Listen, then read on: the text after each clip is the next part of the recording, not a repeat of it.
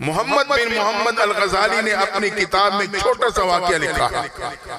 حضرت عمر فاروق رضی اللہ عنہ کے دور میں شراب پہ پابندی ہے، ایک نوجوان شراب کی بوتل لیے گلی سے گزرنے کی کوشش کر رہا ہے، اچانک نظر پڑی گلی کی توری دوسری طرف سے امیر المومنین نمودار ہوئے، اب یہ بے قرار ہوا، دائیں بائیں نکلنے کا راستہ نہیں، پیچھے مڑنے کا موقع نہیں، دل ہی وہیں قدموں کو روکا، دل ہی دل میں رب کے دروازے پہ دستک دے دی، اللہ اقرار کرتا ہوں کبھی تیرے در پہ نہیں چکا، کبھی تجھے پکارا نہیں، منمانی کی زندگی گزارتا رہا، یا اللہ آخر بندہ تو تیرا ہوں، میرے شراب کو سرکے پہ بدل دینا، میں دوبارہ گناہ نہیں کروں گا، در فاروقی سے بچا لینا، اللہ تو دل کے رازوں کو جاننے والا ہے، ان اللہ ینظر الی قلوبکم، رب جان گیا نوجوان پکی توبہ کر چکا ہے۔ اتنے میں حضرت عمر فاروق پہنچے، نوجوان ہاتھ میں کیا ہے؟ حضرت کی سرکے کی بوتل ہے، بوتل کی بناوٹ تو کچھ اور بتاتی ہے، کھول کے چیک کیا تو واقعی وہ شراب نہیں وہ سرکہ تھی، رب نے بتلا دیا میرے بندے اگر تو گناہوں کے شراب لے کے میرے در پہ آئے گا، ندامت کے ایک آنسو کا قطرہ بہا دے گا، میں تیری گناہوں کے شراب کو نیکیوں کے سرکے پہ بدل دوں گا۔ اسی پہ آخری بات اور بہت قیمتی بات کہنا چاہتا ہوں کہ یہ ندامت کے آنسو اللہ کے ہاں کتنے قیمتی ہیں، اور یہی موقع ہے کہ ہم اور آپ ایک دو ایسے آنسو بہا کے اپنے دامن میں سے محفوظ کر لیں، یہی میرے اور آپ کے لیے نجات کا ذریعہ بن جائے گا۔ حضرت حسن بصری رحمت اللہ تعالیٰ علیہ یہ تابعی گزرے ہیں، ان کا نام حسن حضرت عمر فاروق نے رکھا تھا، یہ میرے اور آپ کے ماہد ام سلمہ کے خادمہ کے بیٹے تھے۔ جب آپ کی والدہ خدمت میں مصروف ہوتی، حضرت ام سلمہ آپ کو گود میں کھلایا کرتی تھی، آپ کئی امہات المومنین کے گودوں میں کھیلے، کئی صحابہ سے علم پایا، کئی بدری صحابہ کے آپ کو زیارت نصیب ہوئی، آپ کے پڑوس میں خاتون رہتی تھی، اللہ کی شان جوانی میں خاوند کا انتقال ہو گیا، دودھ پیتا بچہ گود میں رہ گیا، بچے کو پالتی رہی، عدت کا زمانہ گزرا، سوچنے لگی دوسرا گھر کیا آباد کروں، زندگی بیٹے کے نام کر دیتی ہوں، بیٹے کو پالتی سنبھالتی رہی، بیٹے سمجھداری کی عمر کو پہنچا، اماں کہتی ہے بیٹا پڑوس میں اللہ والے رہتے ہیں، میرے استاد میرے مرشد رہتے ہیں، ان کی صحبت میں جایا کرو، ان کی مجلس میں بیٹھا کرو، ان کی باتیں سنا کرو۔ لیکن نوجوان جوانی میں مستانی کا شکار ہو چکا تھا، دوستوں کے مجالس کو گرمانا ہوٹلوں کو آباد کرتا، ماں کی ایک کان سے سنتا دوسری کان سے نکال دیتا، مختصری کی جوانی بھی بیماری کا شکار ہوا، بیماری بڑھتی گئی بگڑتی گئی، حتیٰ کہ یہ نوجوان بیماری کی حالت میں چارپی پہ پڑ گیا۔ اتنے طویل عرصہ گزرنے کے بعد ماں بڑھاپے کو پہنچ چکی تھی، ماں اپنے نوجوان مریض بیٹے کی خدمت کے لیے اس کے قدموں میں بیٹھ گئی، بعد اب بیماری اتنی لمبی ہو جاتی ہے، مریض کو یقین ہونے لگتا ہے میرا بیماری سے بچنا مشکل۔ ایک دن نوجوان کے دل میں یہ بات آ گئی میرے اس بیماری سے بچنا مشکل، تو اپنی بند آنکھوں کو کھولا، قدموں کی طرح بیٹے بڑھیا ماں کے چہرے پہ ڈالا، دیکھ کے کہنے لگا اماں میری ایک آرزو تو پوری کر دینا۔ یہ جملہ سننا تھا، ماں تڑپ گئی، بیٹا کون سی آرزو لیے پڑا ہے بتا تو صحیح، تیرے لیے جی رہی ہوں، تیرے سہارے بیٹھی ہوں، تیری کون سی آرزو باقی؟ اماں اگر میرا انتقال ہو جائے اللہ والوں سے کہنا میری نماز جنازہ پڑھا دے۔ ماں تڑپ گئی لیکن اپنے آپ کو سنبھالا، حضرت کی خدمت میں پہنچی، حضرت میرا نوجوان بیٹا اس کیفیات سے گزر رہا ہے، آرزو کا اظہار کرتا ہے، جنازہ اللہ والے پڑھا دے۔ اللہ کی شان حضرت حسن بصری نے اس نوجوان کے جنازہ پڑھانے سے انکار کر دیا۔ مرشد سے نہ اصرار کر سکی نہ وجہ پوچھ سکی۔ آج کل کی پیری مریدی تو تھی نہیں، تاویز چلو تو پیر بھی پکا مرید بھی پکا، تاویز نہ چلو تو پیر بھی فارغ مرید بھی فارغ، نہ اصرار کیا نہ وجہ پوچھ سکی، پریشانی میں پلٹ کے جانے لگی۔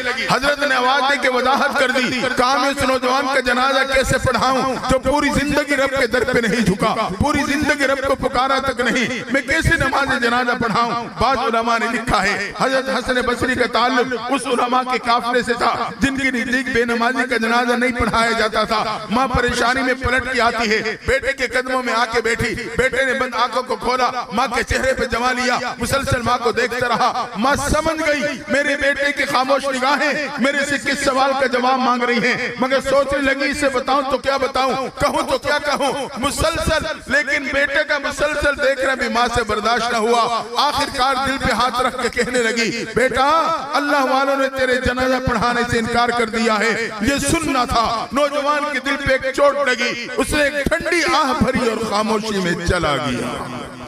ادھر آنکھوں سے ندامت کے آنسو جاری، جو بات میں کہنا چاہ رہا ہوں. خاموشی میں چلا گیا, آنکھوں سے ندامت کے آنسو جاری. ماں ایک بات تڑپ گئی.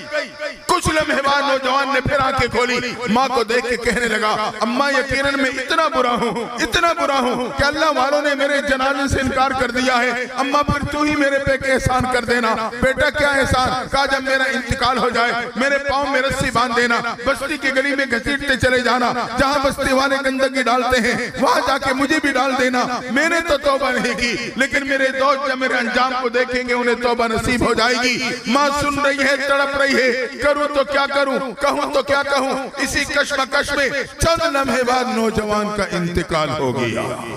ادھر بیٹے کی روح پرواز, ادھر دروازے پہ دستک ہو گئی. ماں اسی پریشانی میں بند دروازے کی طرف دوڑی. دروازہ کھولا تو کیا دیکھا, حضرت حسن بصری دروازے پہ کھڑے. حضرت کیسے تشریف لائے؟ تیرے بیٹے کا جنازہ پڑھانے آیا ہوں. ماں چیخ مار کے کہتی ہے, حضرت معاملہ کیا ہے؟ میرے بیٹے کا انتقال ابھی ہوا, گھر میں میرے سوا کوئی ہے نہیں, میں نے کسی کو اطلاع نہیں کی, آپ کو خبر کیسے ہو گئی؟ پھر آپ انکار فرما چکے تھے, اب وقت سے پہلے ہی تشریف لے آئے. حضرت کی آنکھوں سے بھی آنسو جاری. کہا جب تو اپنی بیٹی کی آرزو لائی تھی میں نے انکار کر دیا تھا. تیرے جانے کے بعد میرے آرام کا وقت تھا, میں سویا تو میرے خواب میں کیا سنا, رب کی طرف سے آواز آتی ہے, میرے دوست تیرے پڑوس میں میرے ایک دوست کا انتقال ہو چکا ہے, اس کی نماز جنازہ پڑھا.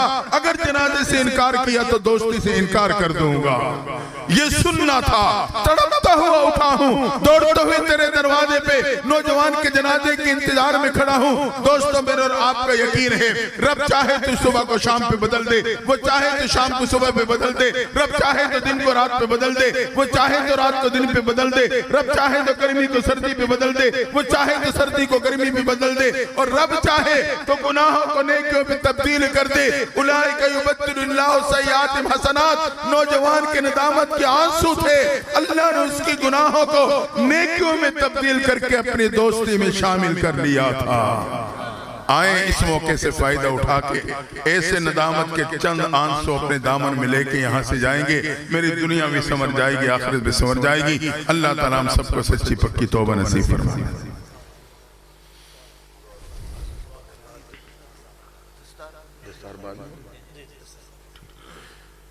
اللہم صلی علی سیدنا محمد وعلی آل سیدنا محمد وبارک وسلم. تمام حضرت ہاتھوں کو اٹھا لیجئے, سروں کو جھکا لیجئے اور یہ تصور کیجئے کہ اللہ کی چوکٹ پہ ہاتھ رکھ کے سر جھکا کے رب کو پکار رہے ہیں. دوستو اللہ کی رحمت میں اور آپ کی طرف متوجہ ہیں. رحمت کے فرشتوں نے اس مجمع کو گھیرا ہوا ہے. قبولیت کے لمحات, قبولیت کے اسباب وہ اس موقع پہ جمع ہے. اس لیے دل جمی کے ساتھ دائیں بائیں دیکھنا چھوڑ دیں. ہم نے ساری زندگی دوسروں کو دیکھا ہے, آج اپنی آنکھوں کو جھکا لیں, من کی کھڑکی کھول کے اپنے اندر جھانکیں. ہم ظاہر میں تو بندے ہیں, حقیقت میں کتنے گندے ہیں. اس لیے رب کے در پہ جھک کے رب سے روتے ہوئے رب سے مانگیں گے. اللہ آج مجھے اپنے در سے خالی نہیں لوٹائے گا. حدیث میں آتا ہے جس دعا سے پہلے اللہ تعالیٰ کے پیارے پیارے نام لیے جائیں, اللہ اس دعا کو رد نہیں فرماتا. میں اللہ تعالیٰ کے اسماء حسنہ کا تذکرہ کروں گا, آپ نے صرف یا اللہ کہہ کے اپنے رب کو پکارنا ہے. جیسے ایک بچہ روتے ہوئے امی امی کہہ کے ماں سے لپٹ جاتا ہے, ماں کی مامت بے قرار ہوتی ہے, سینے سے لگا لیتی ہے. ہم اور آپ بھی یا اللہ کہہ کے اپنے رب کو پکاریں گے. جتنے بلند آواز سے رب کو پکاریں گے اللہ کی رحمت میں اور آپ کی طرف بڑھتی چلی جائیں گی.